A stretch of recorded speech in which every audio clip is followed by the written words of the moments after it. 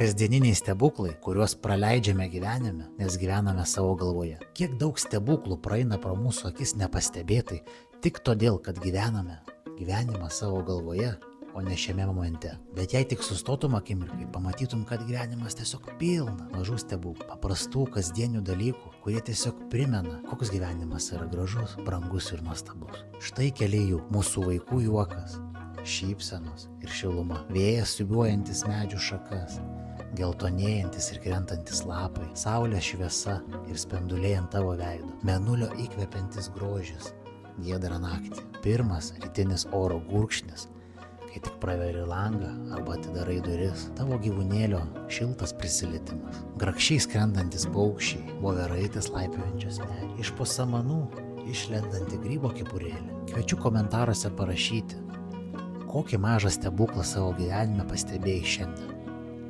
Pakomentuok, tai gali įkvėpti ir kitus.